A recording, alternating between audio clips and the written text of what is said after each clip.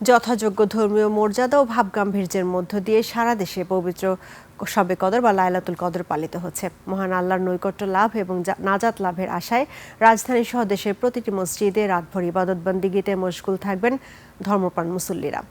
মানিক শিকদারের রিপোর্টে থাকছে বিস্তারিত।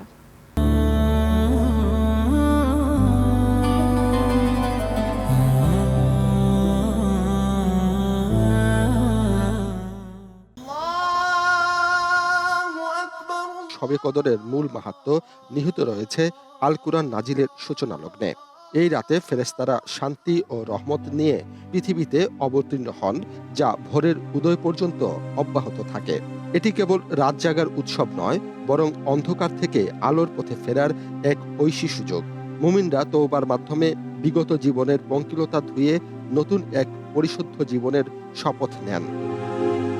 লাইলাতুল কদরের ফজিলত, গুরুত্ব ও তাৎপর্য তুলে ধরেন বায়তুল মোকাররম জাতীয় মসজিদের সিনিয়র পেশ ইমাম মুফতি মুহাম্মদ মিজানুর রহমান। এই রাতটা যে বিশেষ মর্যাদাপূর্ণ, সেই কথাটা বোঝানোর জন্য আল্লাহ পাক একটি সূরা নাজিল করে বলছেন যে ইন্না আনজালনাহু ফি লাইলাতুল কদর ওয়া মা আদরাকা মা লাইলাতুল কদর। আপনি কি জানেন এই রাত সম্পর্কে? আল্লাহ রাসূলকে বলছেন।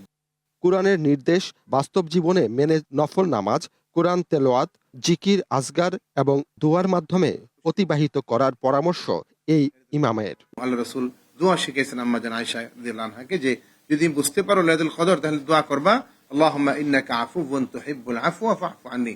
হে আল্লাহ, আপনি ক্ষমাকারী, আর ক্ষমা করে দেওয়াটাই আপনার পছন্দ, অতএব আপনি আমারে ক্ষমা করে দেন। এই রাতের পুণ্য ও বরকত যেন সারা বছর মানুষের জীবনে প্রতিফলন ঘটে, এমনটাই প্রার্থনা মুসল্লিদের। মানিক শিকদার, 21 টেলিভিশন, ঢাকা।